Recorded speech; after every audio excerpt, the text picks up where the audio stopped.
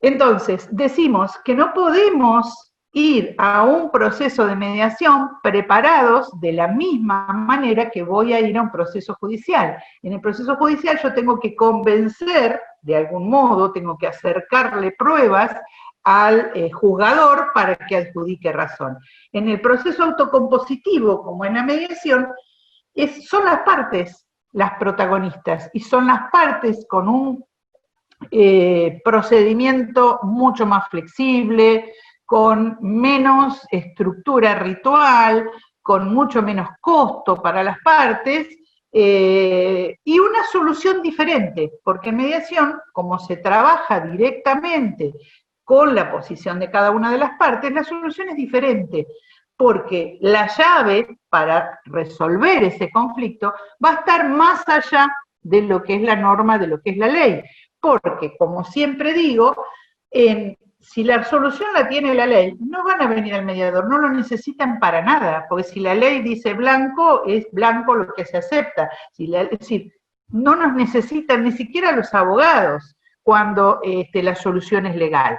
El tema es cuando, disfrazado de un conflicto legal, hay algo más allá que la llave la podemos encontrar metiéndonos en ese conflicto, desestructurando ese conflicto de una manera técnica. El mediador tiene técnicas de preguntas, tiene distintos tipos de preguntas para llegar a determinados resultados, como por ahí los psicólogos, distintos profesionales que trabajan a través de las técnicas de preguntas.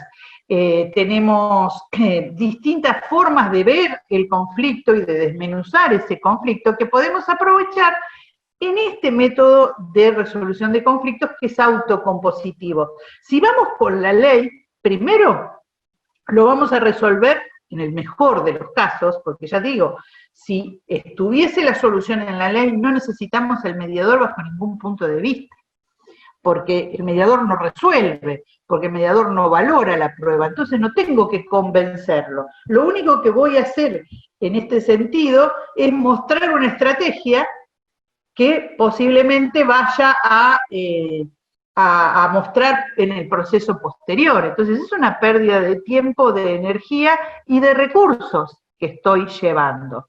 Entonces, la idea es prepararse con la parte antes de llegar a la audiencia. Normalmente no nos preparamos para ir a una audiencia de mediación, porque lo que hacemos es, si total yo conozco el derecho, sé de qué vamos a hablar, entonces yo sé que perfectamente como abogado voy a poder asesorar a mi cliente en esta materia. Pero como dije, el experto en resolución de conflictos muchas veces, al desarmar ese conflicto, al desarmar ese paquete que entra entero, encontramos distintas formas de abordarlo desde los distintos elementos que componen ese conflicto. Entonces, trabajamos codo a codo con el abogado de parte y con la parte para llegar a una resolución diferente, una resolución distinta, que no va a ser contraria a derecho, no va a ser de ningún modo contraria a derecho, pero posiblemente la llave para resolverlo vaya más allá, que después, junto con los abogados de parte, le pondremos el moño jurídico, pero posiblemente la solución esté más allá de la norma jurídica. ¿Querés hacer alguna pregunta, Cami? Porque te veo... ¿No? Está bien. No, después me quedé que me lo anoté, pero te lo hago al final. Bueno, no hay problemas, no hay problemas, cuando ustedes quieran. Entonces, ir a un proceso de mediación implica una entrevista previa con las partes, preguntándole cuáles son sus tiempos, cuáles son sus otras alternativas, cómo va a llegar al proceso, qué tiempo tiene para estar en ese proceso, qué recursos tiene para estar en ese proceso judicial, si realmente el costo emocional que va a tener en un proceso de largos años es medible para las partes, es conocido por las partes, qué posibilidades tiene del resultado en ese proceso judicial. Entonces, teniendo toda esa información previa, que normalmente, ya digo, no nos lo tomamos ese tiempo porque sabemos que conocemos el derecho, entonces sabemos que lo vamos a poder asesorar en lo que es el derecho. Pero en estos procesos autocompositivos podemos trabajar todas estas cuestiones que están dentro del conflicto y que van más allá de la norma. Entonces es importante poder aprovechar esta instancia previa para tratar de resolver el conflicto. Y si no, tenemos todo el derecho, es absolutamente atendible y legal, de decir, no, no quiero este método por miles de razones. Porque tengo tiempo para hacerlo, porque tengo posibilidades de hacerlo, porque creo que la solución es más justa, porque creo que la solución necesita que se ajuste a derecho. Hay montones de circunstancias, porque no es el momento oportuno para pagar este dinero, porque yo si voy a un proceso judicial y tardo más tiempo, voy a tener tiempo para juntar este dinero. O sea, hay miles de razones por las cuales yo te podría decir, no, no estoy de acuerdo en mediar, pero si voy a un proceso de mediación, tengo que ir con esa actitud de que es un proceso autocompositivo, no es un proceso jurisdiccional, no tengo que convencer ni a la otra parte ni al mediador, ni va a valorar ni el derecho ni la prueba. Si vamos a trabajar de otro modo, cuando lleguemos a un acuerdo, entonces sí, le vamos a dar forma jurídica, pero mientras tanto, los caminos que vamos a explorar en ese proceso autocompositivo van a ser diferentes de lo que voy a trabajar en el proceso judicial. Por eso, además de la predisposición, no sé qué tiempo tengo, estoy mirando la hora, además de la predisposición, es importante que cuando voy a un proceso judicial, a ver, hay que diferenciar también, cuando voy con compañía de seguros, la compañía de seguros me marca bastante el camino, tanto en la mediación como en el proceso judicial. Si la compañía de seguros de algún modo está marcando, porque como yo digo siempre, es el dueño del bolsillo, es el que va a pagar. Entonces, de algún modo me está marcando los tiempos y me está marcando de acuerdo a una tabla, de acuerdo a una tarifa, de acuerdo a un montón de cosas que no vienen al caso. Entonces, cuando tengo una compañía de seguro de por medio, las situaciones son distintas y tengo que trabajar más con la compañía de seguros. Y además, bueno, hay una generalización de que la compañía de seguros, en general, cierra la mediación y puede ser que o después conteste demanda y después recién arregle o arregle por fuera de acuerdo a eso. Aún en esos casos, cuando soy actor en esos conflictos o soy demandado y acompaño a la parte además del abogado de la compañía, tengo que aprovechar ese espacio del proceso de mediación porque justamente me va a dar esa posibilidad de recabar información, me va a dar esa posibilidad de ver cómo están las partes, cuál es el tiempo que tienen, cuáles son las posibilidades. Puedo inclusive hasta fijar una vista médica, acompañar algún dictamen, alguna situación de esa. Entonces, aun cuando esté dispuesto a no llegar a un acuerdo, puedo, antes de mandar una carta documento previa a la compañía, que sabemos que posible, nosotros los abogados más o menos ya sabemos cómo se maneja cada compañía de seguro, ya sabemos a quién le podemos mandar un reclamo previo y nos va a atender y a quiénes no, o quiénes van a ser por ahí más duros en ese reclamo, o quiénes nos van a atender directamente en el teléfono. Si nosotros más o menos ya sabemos, todas las compañías de seguro, cómo funcionan. Entonces, por ahí aprovechar ese espacio que nos brinda la mediación, que de todos modos lo vamos a tener que pagar porque es obligatorio, aprovechar ese espacio para poder llegar mejor posicionados al proceso judicial, si es que de entrada resolví que voy a cerrar la mediación. En aquellos casos donde no tengo compañía de seguros, hay muchos casos de daño y perjuicio sin compañía de seguros, porque no se trata de un siniestro vial, sino de cualquier otro daño, es importante que también podamos trabajar y podamos acercarle al mediador elementos para que el mediador trabaje. Porque si retenemos la información, es muy difícil que el mediador trabaje. Hay un mito generalizado que dicen que en la mediación se cobra menos el abogado de parte. Esto no es así. en una mediación, un abogado de parte cobra por la ley de honorarios y resuelve la situación de su cliente, o sea, acompaña a su cliente en la resolución del conflicto en mucho menos tiempo, en 2, 3, como mucho, 4 audiencias, pero como una barbaridad, en un mes. ¿De qué me sirve por ahí cobrar más por acumulación de tareas? Yo, por ejemplo, estoy cobrando cosas desde hace 10, 12 años atrás. La semana pasada recibí honorarios, decía 11 años atrás, de causas iniciales. ¿De qué me sirve esto que cobro si yo lo divido en todos los años que participé, que viajé, el costo emocional, el costo de recursos, algún testigo que se me murió por el camino? Es decir, una serie de circunstancias. Y no se cobra menos por ir a una audiencia de mediación. Si yo resuelvo la situación con mi cliente, pacto con mi cliente los honorarios y recibo los honorarios de acuerdo a la ley de honorarios. Los honorarios del abogado de parte se rigen por la ley de honorarios, no por los honorarios de la mediación. Se rigen por la ley de honorarios, así que yo puedo, inclusive, hasta en muchos casos, que he resuelto, le he ayudado a la parte a resolver el problema en mucho menos tiempo y con una mejor calidad, y de acuerdo al bolsillo y a las circunstancias de mi cliente, hasta puedo pedirle más. Puedo hacer un pacto, porque resolví de una manera más eficaz. Muchas veces se dice, sí, no, pero como lo resolví en una sola audiencia, no le puedo cobrar. O, porque bueno, también sumo honorarios con la acumulación de tareas. Pero insisto, si todo eso me llevó 2, 3, 4 años, a veces repartir ese dinero en todo eso, el saldo a veces suele ser negativo. En cambio, si yo puedo tener el dinero hoy con tan disonante y hacerlo como parte del acuerdo de mediación, también puedo sacar un provecho de esto y no tener desgaste de un proceso judicial.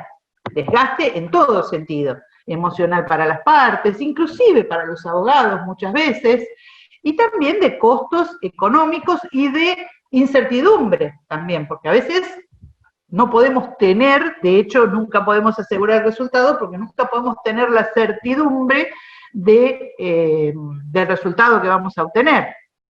Por eso, en todos esos casos, la idea es por ahí tomarnos un tiempo para preparar esa audiencia de mediación con la parte y llegar al proceso de mediación donde un experto en técnicas de pregunta, un experto en resolución de conflictos, nos va a llegar a ayudar a resolver esa situación de un modo diferente, completamente diferente de lo que voy a lograr en el proceso judicial. Muchas veces, como digo, como nosotros venimos con un paquetito del conflicto que nos dio la parte, que nosotros, como expertos en derecho, le pusimos un título y dijimos, esto es tal cosa. Entonces, nos manejamos de acuerdo a ese título jurídico que le pusimos, de acuerdo a las características del caso, lo encuadramos en un caso jurídico y lo llevamos al proceso judicial. Muchas veces podemos obtener una sentencia que no la vamos a poder llevar a la práctica.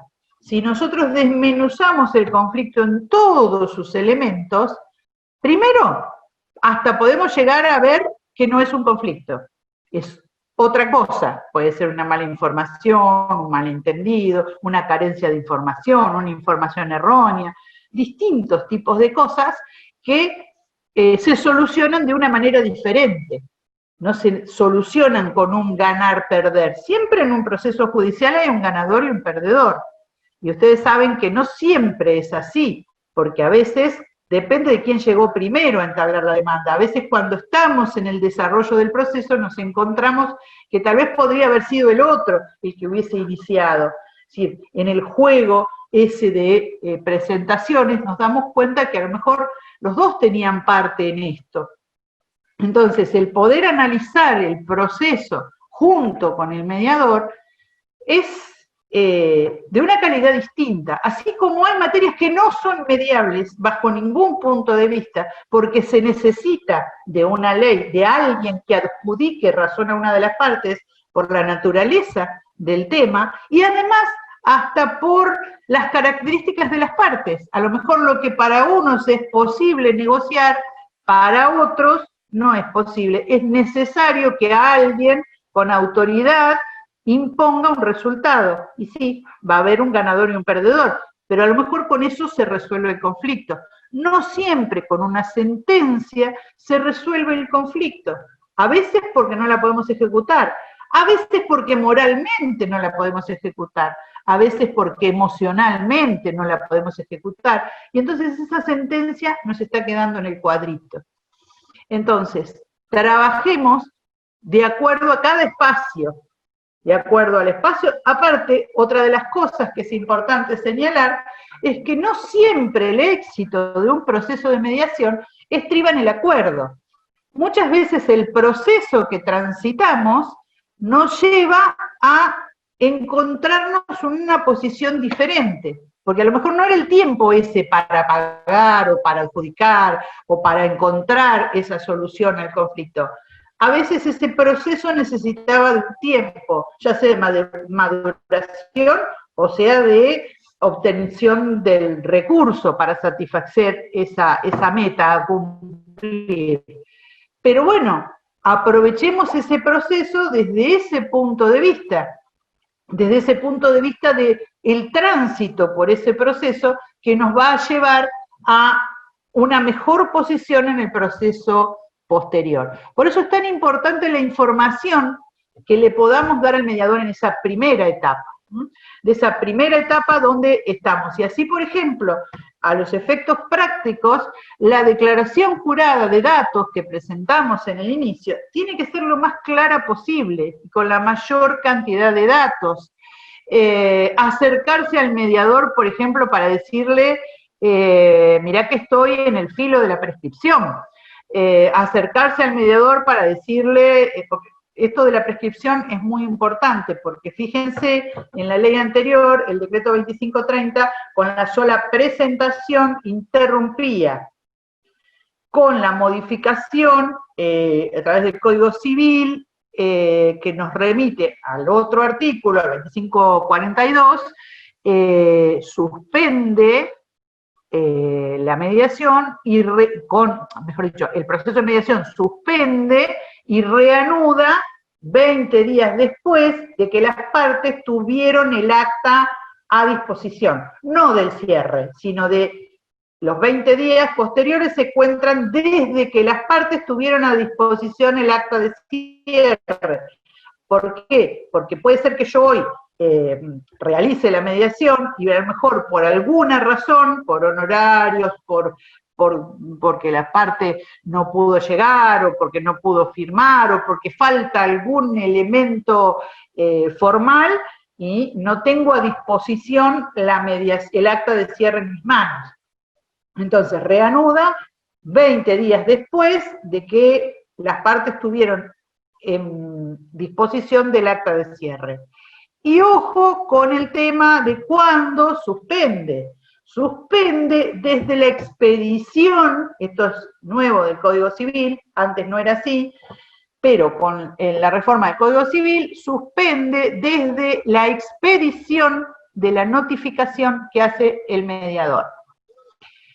Esto es medio complejo, porque no depende del interesado en dar impulso al proceso, el acreedor y su abogado, sino que depende, el legislador ha querido que dependa de esa expedición que hace el mediador. Entonces tenemos que tener mucho cuidado con eso.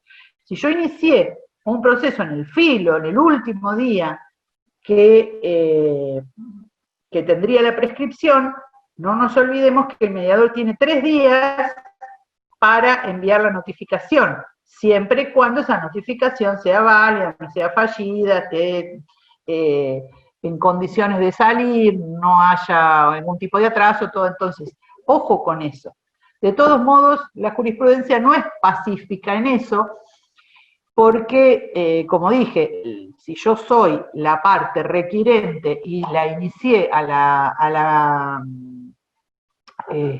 al proceso, al requerimiento de mediación en el último día, como la interpretación de la Corte es restrictiva, En realidad se juega, en algunos casos la jurisprudencia juega con el 2532, que dice cualquier reclamo ante un órgano judicial estaría de algún modo poniendo en evidencia la intención del acreedor de darle impulso al proceso. Pero bueno, es materia de todo un juego de normas y de procesos, que no siempre coinciden los criterios jurisprudenciales. En principio, hay que tener cuidado con eso. Es decir, yo interpongo el requerimiento y el mediador tiene 3 días para expedir la notificación. Así que puede ser que en ese interín me pueda vencer. Ahora, es importante que también le avisemos al mediador, porque la carga de ese impulso no la tiene el mediador, la tiene el abogado de parte, la tiene la parte. Entonces es importante que yo no sé cuándo ocurrió el hecho como mediador. Entonces es importante que le avisemos al mediador, mirá, interpuse esto, estoy jugando con este plazo, a ver cuándo hacer la notificación. Es importante que nos comuniquemos. En otros casos también es importante que nos comuniquemos con el mediador, por ejemplo, cuando hay un conflicto entre las partes emocional tan importante que no es conveniente que lo juntemos en una audiencia. La mediación se puede llevar a cabo con todas audiencias privadas y cerrar inclusive sin tener a las dos partes presentes. Entonces, supónganse en un daño y perjuicio, en un siniestro vial, donde va a accionar la viuda de la persona que murió en el accidente y se va a encontrar con el causante del accidente o con los herederos o lo que fuere, son situaciones absolutamente atendibles, pero el mediador no las puede eliminar, es decir, no las puede adivinar de cómo sucedieron las cosas. Entonces es importante que nos comuniquemos con el mediador y le hagamos saber este tipo de cosas, porque si no, ha pasado que el mediador no sabe nada, recibe la planilla de datos y resulta que las partes llegan a la sala de espera y se quieren matar. Se genera un conflicto que es innecesario. Entonces, es importante que de algún modo lo hagamos saber. Lo mismo con las direcciones. Si tenemos una calle sin número o si tenemos una dirección en algunos parajes que no tienen identificación, por ahí poner casa amarilla con rejas enfrente de tal cosa o tal otra. Es importante que lo hagamos esto en la declaración jurada de datos, porque hace a que la notificación llegue eficientemente. A veces si aclaramos, cuando es en estos casos, es importante que hagamos este tipo de declaraciones. Lo mismo, ya digo, la fecha, si es un daño y perjuicio y tenemos algún reclamo previo, aclararlo, si tenemos un número de póliza de seguro también. Cosas que hacen a una mayor eficacia en el desarrollo del proceso de mediación. Acá tengo una pregunta, a ver, sí. No me quedó claro los plazos. ¿El acta de cierre de mediación interrumpe o es desde el momento del hecho? Entiendo mucho la pregunta. A ver, yo repito el concepto, no tiene nada que ver una cosa con la otra. La prescripción, y vos querés interponer, a ver, vamos a ordenarnos. Antes, con el decreto 2530, el solo hecho de presentar en el juzgado el requerimiento de mediación, la planilla para iniciarlo, ya interrumpía. Nos remitía a 3986 del Código Civil Viejo y ya interrumpía. Hay una diferencia de criterios interrumpía o suspendía, pero bueno, digamos, la ley decía que interrumpía. A mi modo de ver suspendía, pero la ley decía que con eso se interrumpía. Con el decreto 43 y con el nuevo Código Civil, el 2542, dice que suspende desde la expedición de notificación de audiencia del mediador o la celebración de audiencia, lo que ocurra primero. y reanuda, o sea, suspende desde que vos presentaste la planilla de mediación, le llegó al mediador, comienza la suspensión, por eso digo que hay que aclarar, hacerle saber esto al mediador, desde la expedición de la notificación de audiencia por parte del mediador. Y reanuda 20 días después del acta de cierre que esté a disposición de las partes. ¿Está claro? Luciano, ¿o querés hacerme otra pregunta? Sí, acá Patri te hacen otra pregunta. Sí. En Cava, si la mediación es pública y no con un mediador privado, la suspensión opera... Ah, no, no es pregunta, es un Claro, comentario. perfecto. Desde el sorteo del mediador, exacto. En provincia Sí. eso no es así. Antes, por eso dije, con el decreto 2530 era parecido. Igual acá no tenemos mediaciones privadas, tenemos mediaciones voluntarias, en todo caso. Pero en provincia la mediación previa obligatoria funciona de esta manera. O sea, que se suspende y después tenemos 20 días para, si no hubo acuerdo, iniciar la demanda. Ahora, en el caso, como dije, esto es materia de jurisprudencia en distintos lugares.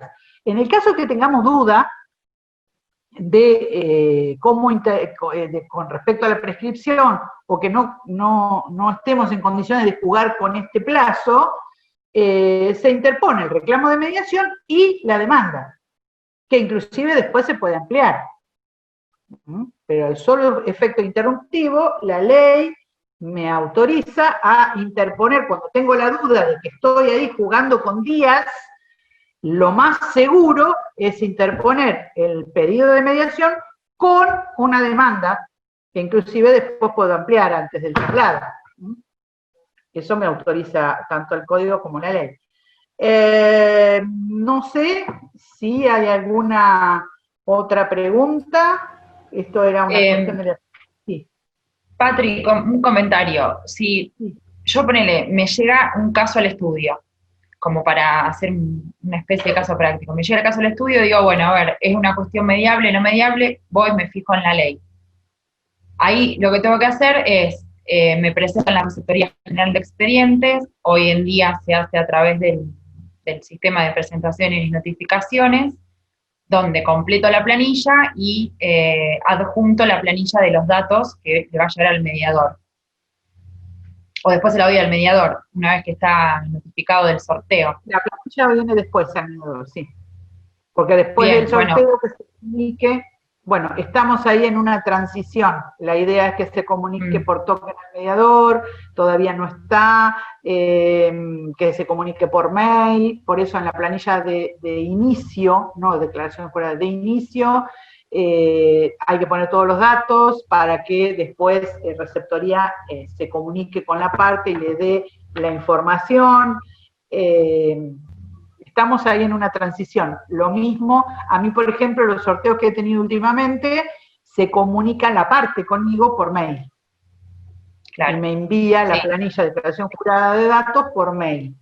Y también estamos en una transición con respecto a las mediaciones voluntarias. Ustedes saben que salió la ley, reforma, agrega el artículo 15 bis y 18, donde permiten las mediaciones remotas. Nos sacamos la palabra virtual porque la palabra virtual dicen que no existe. Entonces son remotas o a distancia o online. Entonces, se permiten las mediaciones remotas o a distancia, que lo decide el mediador con la parte requirente, o a propuesta de la parte requirente o a propuesta del mediador, la primera audiencia. Esa primera audiencia se puede notificar, digamos, en forma, se puede notificar para hacerla en forma virtual, por cualquier medio electrónico por ahora. Puede ser por WhatsApp, por cualquier medio electrónico, inclusive puede ser total o parcialmente online y presencial. Puede firmarse en forma hológrafa, sí, es como bastante amplio el artículo y todavía el decreto reglamentario no está en vigencia. está recomendado por Colproba que las podemos hacer así, y de hecho las vamos a hacer, ya tenemos pedidos y las estamos implementando, dentro de lo que... Sí, la ley de mediación no cambió, la ley de mediación sigue vigente, con la comparecencia, con todo. Lo único que agregamos es esto, que la primera audiencia, a pedido de parte requirente o por decisión del mediador, se puede hacer total o parcialmente a distancia. A partir del 1 de septiembre va a estar esta operatoria vigente. Hoy está solamente esta reforma y no está la parte operativa. También podemos discutir si la ley es operativa por sí sola o no, ya eso es materia de doctrina. En principio, por ahora, antes del 1 de septiembre, hay quienes las están haciendo, y bueno, de última, su señoría decidirá si está conforme con lo que le mostraron, con la identidad y la notificación de las partes o no, o reabre. Está a criterio. Acá Silvana pregunta algo que yo también quería hacer ese comentario. Si luego del cierre de la mediación no iniciamos demanda, ¿qué pasa? ¿A quién cobra sus honorarios el mediador o mediadora? Bueno, sí, no se inició la demanda, el decreto 43 dice que el mediador tiene 120 días para reclamar los honorarios. ¿Se acuerdan que antes eran 60 días? Ahora tiene 120 días el mediador para reclamar los honorarios a cuenta de lo que se percibirá. En general no se hace, es muy difícil. En general no se hace. Se ejecuta cuando se tiene la certeza de que hubo un arreglo por fuera y que no se comunicó. Entonces, por ahí a veces se ejecuta de esa manera. Pero generalmente es muy raro que, por ejemplo, en un daño de hiperjuicios no se inicie en 120 días después de haber cerrado la mediación. Si no se hizo, quien debe los honorarios es requirente, la parte requirente, salvo que se haya pactado algo en contrario, porque a lo mejor en el cierre de la mediación puede ser que se haya pactado. Exacto. Bárbaro. Acá Catalina pregunta, ¿dónde se cargan los datos de las mediaciones? ¿Usan algún sistema como MEPRE? Pregunto más que nada para saber cómo se confeccionan las actas. Mediare, ¿o no? ¿Me preguntás como mediadora o como abogado de parte? Ahora se cargan los datos en el sistema Mediare de la provincia de Buenos Aires, que es mediacionesba.com, ahí se cargan los datos y se confecciona el acta dentro del sistema electrónico de Mediare. No sé si eso te contesta la pregunta. Sí.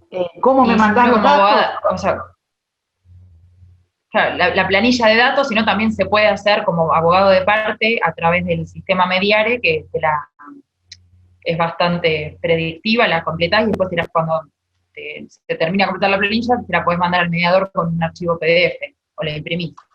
Claro, eso es la declaración jurada. La declaración jurada de datos.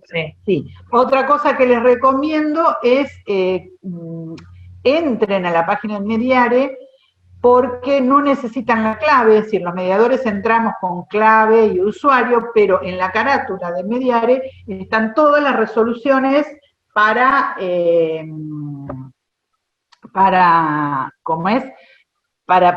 poder trabajar, inclusive los honorarios, porque algún iluminado en una reforma hizo que el decreto 43,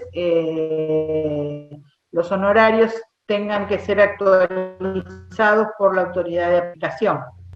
Probablemente con la reforma esta se solucione ese tema y se pongan en use, o en alguna reforma posterior. La directora provincial actual no está de acuerdo con eso, ninguno de los mediadores ni los abogados de parte estamos de acuerdo con eso, porque cada suba, vieron cómo es el tema del aumento del use, que muchas veces nos enteramos, muchas veces no, siempre, nos enteramos cuando ya pasó un tiempo, entonces hay que retrotraerlos a la fecha en que se aumentó el IUS, y además de eso, la autoridad de aplicación va, por eso millones de veces me llaman los abogados de parte y dicen, ¿cuánto tengo que pagar de honorarios en la mediación?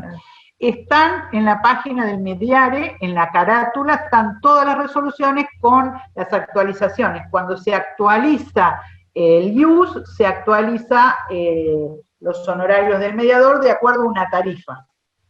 Claro, la escala de honorarios. Después, Loana dice, gracias Patricia, muy clara, consulta. ¿Ya se sabe qué días y horarios se va a dar el curso presencial de mediación cuando pase la pandemia? No hay curso presencial de mediación, a menos que con un lenguaje muy correcto te refieras a la presencialidad online, que es el nuevo concepto. No, va a ser el curso de mediación, va a ser todo en forma online o remota. Online. En la primera semana de octubre posiblemente estemos empezando, de 14 creo que no se puede dar más de 2 horas y media, así que creo que empezamos a las 14, todavía no tengo, hoy hablé con la fundación y todavía no tengo exactamente los horarios, porque no está depurado todavía el listado de inscriptos, porque están preinscriptos, así que todavía no está. Perfecto. Ana Gabriela pregunta, ¿por qué medio reclama el mediador los honorarios no cancelados? Siguiendo con la pregunta de la colega, en caso de que no se inicie demanda, por vía ejecutiva. Por ejecución, sí, se ejecutan. Se ejecutan los honorarios con el acta de cierre, que el acta de cierre acredita el desempeño del mediador. No es un título ejecutivo, pero acredita el desempeño, o sea, no discutimos la causa, pero con el acta de cierre acredita el desempeño del mediador y se hace como una ejecución.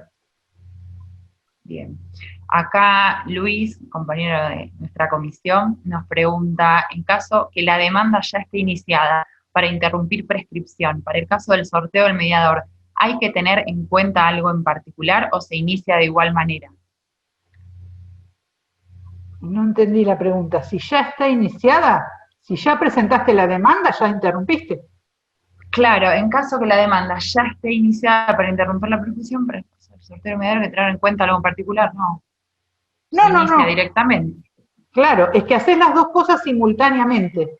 Cuando estás en ese caso que hay que interponer demanda porque estás jugado con la prescripción, entonces iniciás las dos cosas juntas. Ya la misma receptoría te va a sortear mediador. Y la demanda queda ahí también. Eso es otra nebulosa que estamos pidiendo los mediadores para ver si se puede desde el sorteo incorporar a la augusta. Porque si hay que plantear una cuestión de competencia, o sea, hoy en día el acta de inicio va a cada juzgado en un legajito, pero no forma parte del sistema. Entonces, esto complica mucho las notificaciones, cuando no hay un domicilio cierto, cuestiones de competencia, cuando hay que sacar una cédula de extrañas jurisdicciones, y todo se complica. Podría ser mucho más fácil y sencillo el procedimiento si se pudiese incorporar desde el inicio a la augusta. Porque bueno, hay pila de jurisprudencia, si esto forma parte del proceso judicial, si no forma parte, si es mediador, es funcionario público o no. Bueno, hay millones de teorías al respecto. Yo tengo escrito en el Código Procesal Civil y Comercial comentado de López Mesa, en el tomo 6, yo hago toda una exposición de esto, donde en realidad no dan las características para que sea un funcionario judicial. Ahora, de algún modo, cumple una función pública el mediador. Entonces, si bien no es un funcionario público con las características para que sea un funcionario público, está cumpliendo una función pública, porque habilita, de algún modo, la instancia judicial, y está certificando que están las partes presentes. De hecho, volvemos a la reforma, esta última reforma, donde dice que en el caso de que la mediación sea total o parcialmente remota, el mediador puede firmarla solo, sin las partes. Entonces, está dando fe. Entonces, ¿es un funcionario público? No. Para mí es un funcionario profesional independiente portador de una función pública, que es distinto, no es un funcionario público. Entonces, todo eso tiene que ver con todo, digamos, todo con la ejecución de los honorarios, si es una cuestión anexa o complementaria, con todo tiene que ver esa naturaleza jurídica si no está clara, porque ya digo, hay doctrina de distinto tipo a lo largo de los años que tiene consecuencias diferentes. Pero bueno, yo creo que si el sorteo lo hace Receptoría General de Expedientes, de algún modo, si bien no tiene que ver con la naturaleza jurídica de la mediación, que dijimos es un proceso autocompositivo ajeno a la actividad jurisdiccional, pero de algún modo está inmerso dentro del proceso, porque lo está dictando Receptoría, y me está sorteando un juzgado, y me está sorteando un juez, y bueno, entonces, desde ese punto de vista, mi modo de ver es que electrónicamente debería estar incluido en el Augusta. Y además, la notificación al abogado de parte, todo eso sería mucho más sencillo y menos costoso si lo pudiésemos hacer por token. Hay otra pregunta acá, la demanda. Sí. No debería interrumpir siempre, y de última nos notificarán si falta la mediación. Desde ya, eso no hay duda. Sí. Catalina dice, otra duda, ¿se pagan honorarios provisionales si el acta se cierra sin acuerdo o directamente se reclama el total posteriormente, ya sea presentándose en la causa o ejecutando? Honorarios se pagan, si se cierra sin acuerdo, los honorarios son los que corresponden de acuerdo a la tarifa totales. Lo que pasa que dentro de esos 120 días, si no se inicia, el mediador puede pedir a cuenta honorarios. O sea, el mínimo a cuenta de lo que le correspondería cuando llegue a la sentencia. Claro, cuando se termine. No sé si está el doctor ya, Marcelo Valle, porque yo admití sin mirar. Mandó un mensajito en el chat. Saludos a todos. ¿Qué tal? Buenas tardes. Y estoy aprendiendo un poco de mediación, Patricia. Por favor, usted es un gran entusiasta de la mediación. Sí, ¿está de acuerdo con lo que dije o no, del otro lado? Absolutamente, absolutamente. Es más, voy a dar la cara, voy a poner la cámara para que me vean. Ahí está. ¿Está de acuerdo con lo que dije del otro lado del mostrador o no? Estoy tan de acuerdo. Me quedé pensando en la figura del funcionario público. Coincido con vos plenamente, no es un funcionario público. Ahora, ¿cuál es la figura que encaja jurídicamente hablando para describir por ahí a los dogmáticos les gusta buscar un título y demás? ¿Cuál es la figura que encaja? Y es difícil, es complicado. Voy a decir un disparate. Es un ente público no estatal. Fíjate que el Estado le delega una función que es propia de... Por matrícula. Exactamente, exactamente. Para que la haga. Y si la completa, si la realiza, ¿no se parece muchísimo a la función de un funcionario público? Totalmente. Cuando tuvimos aquel congreso, ¿te acordás? En La Plata, en el Teatro Argentino, que fue multitudinario. Sí. Bueno, esto fue materia de discusión. Sí. A mi entender, a mi modo de ver esto, creo que hubo un poquito de miedo de parte del legislador de avanzar un poco más y de introducir al mediador dentro del proceso judicial, que para los jueces hubiera sido muy útil, muy útil. Muchas veces necesitábamos charlar con el mediador. ¿Por qué? Porque concluida la etapa de sustanciación, en la que ustedes me pidieron que charlemos hoy, entra a jugar de nuevo la mediación, ahora judicial, hecha por el juez, pero en definitiva, la Corte lo que está pidiendo es que haya una composición, una autocomposición del conflicto. Y ya tuvimos una participación muy interesante del mediador. ¿Por qué no le dimos una plena participación? Bueno, esas cosas las charlamos cuando estaba por pasar esto, esas cosas las anticipamos de varios lugares, pero no pudimos convencer al legislador de que fuera un poquito más allá.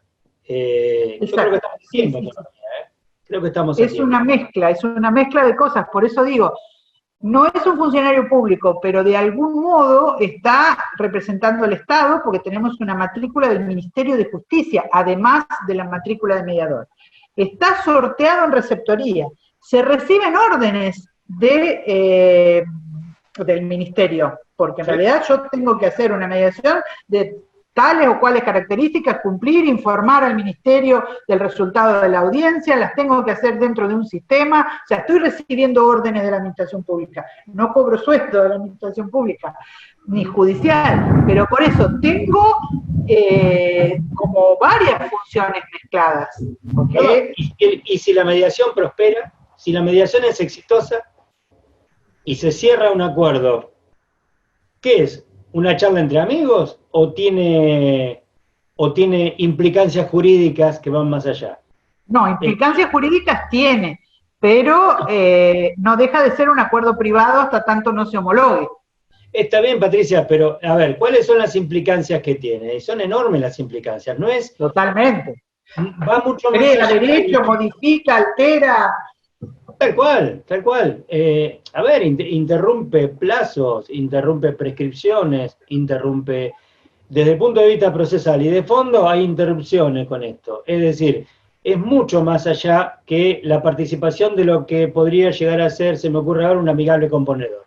Va más allá, mucho más allá de un amigable componedor.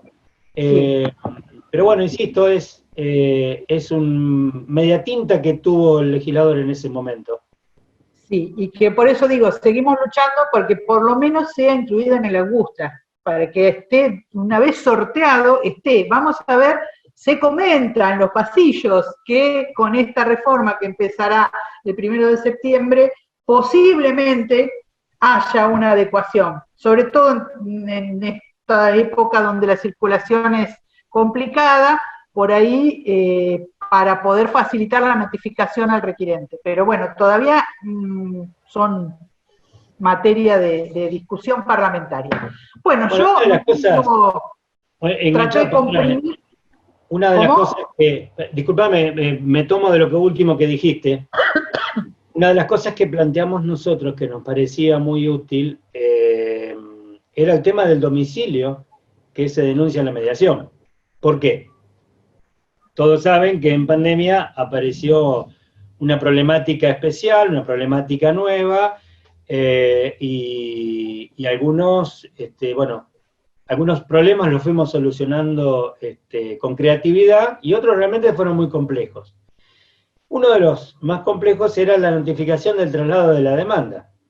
Ahora, si ya tuvimos a las partes presentes frente al mediador, ¿por qué no autorizar la notificación en el domicilio que ante el mediador constituyeron? Se hizo un planteo, de hecho, tuvo un pronunciamiento judicial negativo, una lástima. El argumento que dan es el siguiente: una aseguradora, que es la que en definitiva logra revertir esto. La aseguradora dice, mire, yo tengo dividida la planta de profesionales que trabajan en los que trabajan en mediación y en los que puntualmente trabajan en la citación en garantía. Si usted me notifica en el domicilio del mediador, a mí me deja en estado de indefensión porque, y ahí vienen 20 carillas de muy mala literatura, pero que convencieron al juzgador de no participar de esa idea. Hubiera sido para mí, primero legitimar un poco más a la actividad del mediador, darle un poco más de entidad, yo creo que se la merece, y la necesitamos, ¿sí? En definitiva, todos perseguimos el mismo objetivo. Y después se hubiera solucionado un tema absolutamente práctico. Nadie puede decir que está en estado de indefensión donde recibe una notificación de esta forma. Pero bueno, no se logró. El decreto 2530 decía que todos los efectos que tuvieran que ver con esa mediación se mantenían los domicilios. Pero... Sí, fue tratado también. A ver, sí. Uno de los temores que tenemos de este lado del mostrador, como vos ubicaste, de este lado y de aquel lado, bueno, de este lado del mostrador, uno de los miedos que tenemos siempre es el de afectar un derecho. Yo, claro, ante la duda, bueno, notificarle de vuelta, ante la duda que lo apruebe, ante la duda abríselo, ante la duda... Totalmente.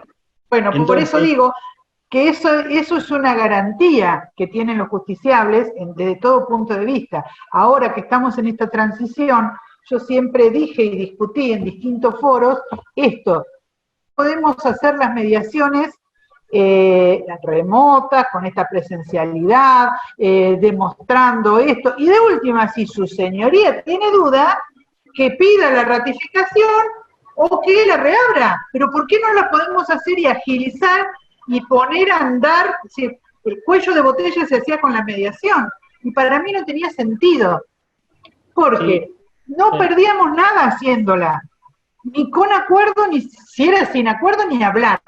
Y si era con acuerdo, entraba como un acuerdo de partes y se mandaba a homologar. Y si era sin acuerdo, también. Y de última, si su señoría tenía dudas con respecto a la notificación, a la identidad de las partes, a los que se presentaron, lo que fuere, la reabre. Pero no había motivo para no hacerla, ni tampoco para esperar a la reglamentación, que se supone el 1 de septiembre, pero no estamos seguros. No, estamos en una etapa muy compleja, y la verdad es que no estamos en condiciones de asegurar absolutamente nada, esa es la verdad. De todas maneras, creo que hacen falta algunas decisiones de ese tipo. Sí, solamente contesto esto y ya lo dejo al doctor con el uso de la palabra. Estefanía pregunta si es necesario en todos los casos homologar el acuerdo. Bueno, esto también es materia doctrinaria de discusión y yo también lo tengo escrito, como les decía, en el código documentado. La ley dice se someterá, no dice se podrá, dice se someterá. Entonces la mayoría de la doctrina dice que todos los acuerdos deberían someterse a homologación. Yo digo, si en el acuerdo se cumplió toda la prestación,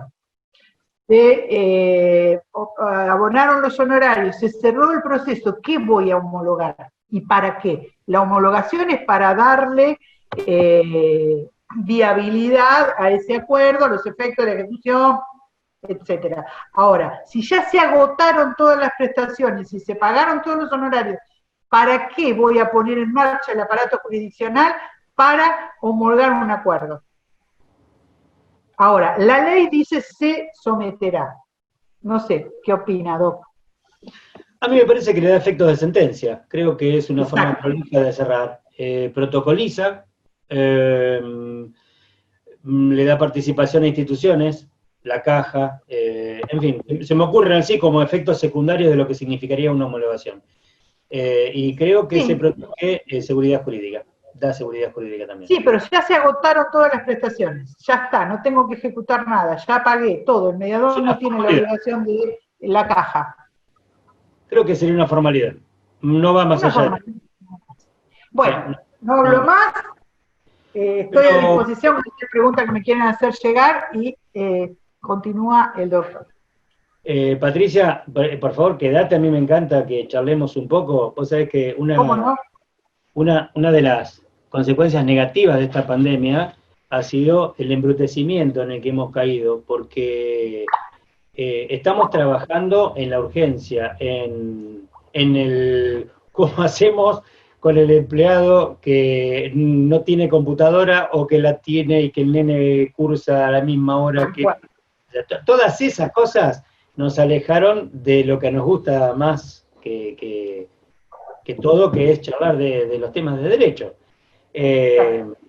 Bueno, yo, a ver, por una cuestión formal, quiero empezar agradeciendo a la Comisión de Jóvenes Abogados del colegio, al Colegio de Abogados que me invita a charlar un ratito de esto, y por sobre todas las cosas que me abren la puerta para salir de esta situación de encierro y angustia de COVID que nos tienen desde hace tantos días sin poder disfrutar de lo que más nos gusta. A mí me pidieron que charlara, yo veo todos los micrófonos cerrados, y la verdad es que había pergeñado una charla sobre temas que son interesantísimos, porque demanda, contestación de demanda, reconvención, y también me pidieron diligencias preliminares, o sea, todo lo que sería la etapa de sustanciación. La etapa de sustanciación del proceso, obviamente, cada expositor dice que es el tema más importante y yo no voy a hacer la excepción, así que digo que la etapa de sustanciación de un proceso es el tema más importante, pero de verdad que es el tema más importante. Es la sustancia de un proceso. Es donde, a la larga, podemos encontrar los aciertos y los errores de una petición. Ahora, me interesaba que se abrieran los micrófonos y charláramos un poco con los colegas sobre cómo podemos formar una litis a partir de una demanda, una contestación y las consecuencias procesales que esto tuviere, ¿sí? Sabemos que la promoción de la demanda tiene un montón de efectos jurídicos, tanto de fondo como de forma. Podemos charlar sobre los requisitos que esto tiene y demás, pero eso ya lo tiene escrito Morelo, y lo tiene escrito con una prolijidad enorme. Si quieren ir más cerquita pueden leer a Gossaini, que lo escribió de nuevo, pero en definitiva lo escribieron mucho mejor de lo que yo se los puedo contar aquí. Pero sí me gustaría charlar con ustedes, y por eso me interesaba que vayan abriendo los micrófonos y empecemos un intercambio, más que nada para que a mí también me saquen del embrutecimiento en el que estoy sumido a partir de toda esta cuarentena que vengo padeciendo junto con ustedes. Cualquiera puede habilitar el micrófono desde su pantalla, ¿eh? Están todos cerrados por una cuestión de que no se mezclen los ruidos, pero cualquiera puede habilitarlo en el momento que quiera. Bien, buenísimo. Camila, vos estás oficiando de moderadora en esto. Estamos con Caro acá de moderadoras, así que bienvenido, doctor, un honor. Muchas gracias. Contar con tu presencia. Les comentamos a todos que el doctor Valle es juez en lo civil y comercial del juzgado número 5 de Mercedes. 4. Ay, perdón, 4, perdón. Y estuve presidente 13 años del Colegio de Magistrados. Me confundí. Claro. Y presidente del Colegio de Magistrados, y está subrogando en el juzgado civil y comercial número 1. Exactamente. Así que una gran oportunidad para interactuar, sacarnos dudas y aprender muchísimo. No sé si, a ver, yo pretendo aprender de ustedes también, así que prepárense. Miren, quería charlar porque el tema que ustedes trajeron es un tema interesantísimo, hay un montón de aristas por las cuales lo podemos abordar. A mí me parece interesante la arista que abrimos recién charlando con Patricia, por un montón de razones. A ver, arranquemos diciendo que la etapa de sustanciación tiene origen absolutamente constitucional. Hay un montón de normas constitucionales que sustentan lo que es la demanda, lo que es la contestación de demanda, y si quieren se las enumero, pero ustedes lo tienen más que claro. Pero sin duda, yo creo que el deber general de no dañar que prevé el 19, y visto a contrario sensu también, el derecho a ser indemnizado en forma íntegra, me parece que es la parte más relevante y la parte a la que mejor provecho le podemos sacar en este intercambio. ¿Por qué lo digo? yo encuentro demandas perfectas. Sí, he visto a lo largo de los años demandas que no solamente desde lo estético, porque hasta presentadas estéticamente son muy buenas, sino también desde lo práctico, son inmejorables. Pero están inmersas dentro de un proceso que duró 14 años. En consecuencia, uno de los objetivos fundamentales perseguidos, constitucionalmente hablando, que es el de mantener la indemnidad en un daño, se pierde. ¿Se pierde por qué? Y porque cuando llega el momento de concretar y de traducir en números el reconocimiento que este proceso de 14 años logró, no cumple, pero muy lejos está de cumplir, ¿sí?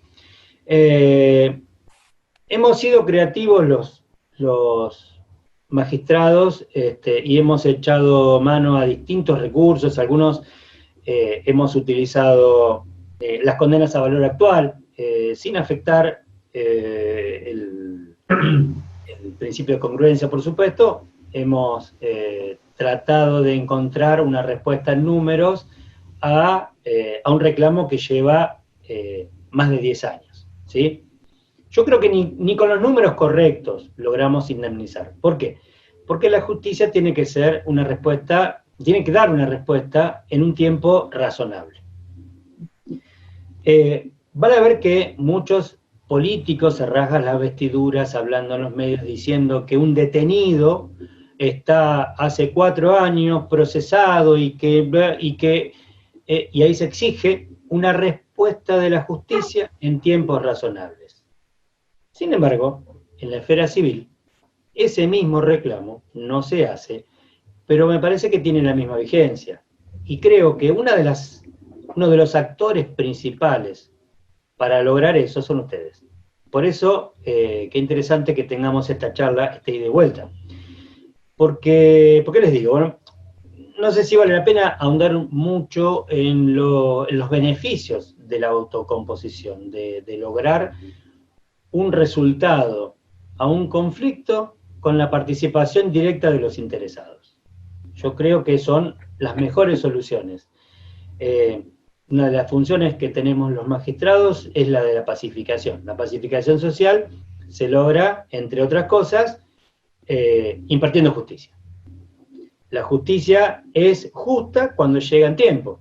Y volvemos al mismo tema que planteaba recién, no tiene sentido cuando me dan respuesta después de 10 años. ¿Por qué? Y porque se desvalorizó, la gente se murió, la gente estuvo angustiada 10 años, depositó sus esperanzas en el Poder Judicial y no encontró respuesta, y eso también angustia. Por todo eso, digo que a lo mejor entre todos podemos encontrarle la vuelta, ¿sí? Miren, les hago un paréntesis. Yo estoy participando en un plan de oralidad que diagramó la Corte para los procesos civiles y demás. Bueno, ahí aprovechamos los jueces y metimos también, no solamente los sumarios, sino también metimos hasta prescripción adquisitiva, porque en definitiva no estamos violentando ningún derecho. Y la idea es que salga más rápido. Pero ¿qué pasa? Por más rápido que sea, nos encontramos con un montón de obstáculos, ¿sí? Obstáculos prácticos, el tema de los peritos, el tema de, bueno, un montón de cuestiones que van apareciendo y que van estirando el proceso de una manera no deseada. Y de verdad que estamos haciendo un esfuerzo por que eso no pase, pero se nos va porque por número se nos escapa por número. Y Mercedes es un departamento judicial que maneja un número de causas muy razonable. Muy razonable, estamos en un índice de causas muy manejables. Sin embargo, se nos siguen escapando. Entonces, la pregunta es, ¿cómo podríamos hacer? Y bueno, a mí se me ocurre que encontrar respuestas a la litis en modos anormales de terminación de un proceso es una de las soluciones que me parece que son integrales. ¿Por qué lo digo? Porque hay pleitos que realmente van a sentencia. Hay pleitos que realmente uno no tiene claro cuál es la responsabilidad en el hecho. La responsabilidad muchas veces depende de la prueba, depende de la calidad de la prueba, depende de la idoneidad que haya tenido el profesional para llevar adelante la producción probatoria, y realmente uno cuando dicta sentencia en eso se da cuenta que era imposible arreglarlo en una etapa previa, ¿sí? Pero esos son los menos, realmente son los menos. Después tenemos los otros, los que son groseros, es decir, ¿qué sabemos todos cuando nos sentamos a conversar? Desde Patricia, que se sienta en la mediación, hasta el juez que se sienta en la audiencia preliminar, o después en la vista de causa, ¿cuál va a ser el resultado del pleito? Si sigue el curso ordinario y natural de cualquier pleito, la sentencia es condenatoria siempre. Entonces, ¿por qué no se arregla? Caso, a ver, les cuento uno que me dejó con ganas de tener esta charla, que no pude tenerla porque estaba cumpliendo otra función. Pero bueno, acá lo puedo decir. Accidente en Luján, en lo que sería la bajada del acceso este y ruta 47. Hay una rotondita, un señor viene en auto por ruta 47, llega a la rotondita, frena y viene un auto de atrás y se lo choca. Es así. No hay manera de discutir la responsabilidad. Es claro como el agua. Sin embargo, no pudieron resolverlo en mediación. No hubo oferta en mediación, no hubo oferta. ¿Sí? Porque no podemos encontrar también que el actor dice, bueno, este es el juicio de mi vida, voy a pedir cualquier disparate y a lo mejor, quién sabe si no me salvo con esto. No era el caso. Era un juicio de chapa y pintura. No hubo solución en mediación. Bueno, perfecto. Vienen a sede judicial. Se traba la litis, nos vamos a la audiencia preliminar. Me sorprendo con eso, digo, ¿qué estamos discutiendo acá? ¿Cuál es la postura jurídica que me voy a encontrar? Entonces, el abogado me dice, una abogada, una colega de Luján, me dice, mire doctor, la verdad, yo a mi cliente no lo conozco, yo vengo por la aseguradora, represento al demandado, sigo instrucciones y mis instrucciones son seguir adelante con el pleito, no vamos a desistir absolutamente de ninguna prueba. Digo, pero no tienen prueba ofrecida. Tienen bueno, sí, las posiciones y la documental tenemos, y bueno, la sostenemos, no.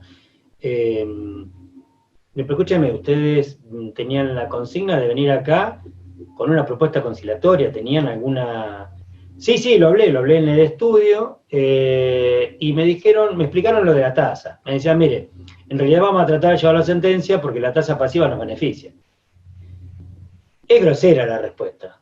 La verdad, yo le agradezco porque yo la sospechaba, ¿no? Pero bueno, es mejor que no se lo digan, porque me ahorró el trámite de tener que hacer montar una escena para que el resultado sea el mismo. Entonces, la audiencia duró 5 minutos. Pero hay herramientas que podemos utilizar para eso. Yo creo que el 1710 es una muy buena herramienta para empujar a las partes obligadas a que tengan una postura más proactiva en el pleito, ¿sí? Y no es una herramienta que pueda utilizar el juez de oficio.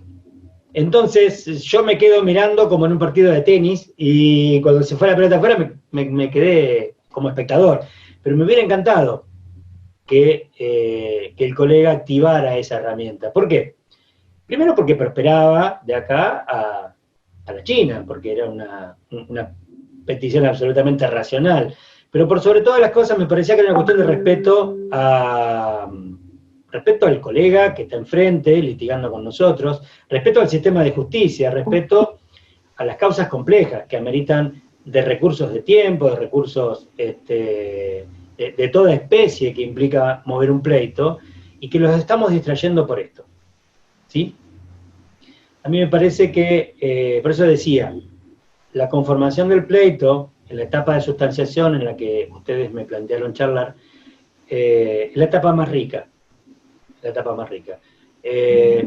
me parece que podríamos dotarla de mejores recursos, podríamos dotarla de mejores respuestas institucionales desde este lado, si sacáramos la basura, si sacáramos lo que molesta, si sacáramos lo que no tiene que estar dentro del sistema estorbando, porque en definitiva eso lo que hace es perjudicar las reales causas, las que tenemos que discutir, las que nos hacen sentir abogados, ¿sí?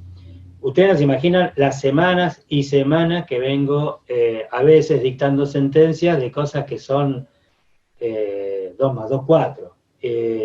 A uno le gusta, es lo que yo elegí hacer, la verdad, pero la otra vez me llegó un contrato, una cuestión contractual bastante compleja. Ustedes no saben la alegría que me dio que llegara la sentencia, porque bueno, por lo menos voy a mirar algo diferente, bajar su libro, voy hasta la biblioteca, ya no me conocen en la biblioteca, no voy nunca. Entonces es necesario hacerle lugar a ese tipo de causas, es necesario limpiar un poquito el camino, y ese ánimo está instalado en el fuero, es decir, todos estamos en la necesidad de utilizar nuevas herramientas que le abran paso a las causas de verdad y que saquen del camino en forma rápida y efectiva, y justa por sobre todas las cosas, en tiempo, a las causas que no tienen sentido. Me gustaría que vayan abriendo los micrófonos y empecemos una charla, a ver si entre todos animamos esto, porque, sí. Primero, porque soy aburrido. Segundo, porque es la hora de la siesta, ustedes saben lo que significa. Así que... Y llueve. No quiero que se me duerma el público. Qué importante el rol de las partes. Perdón. Sí.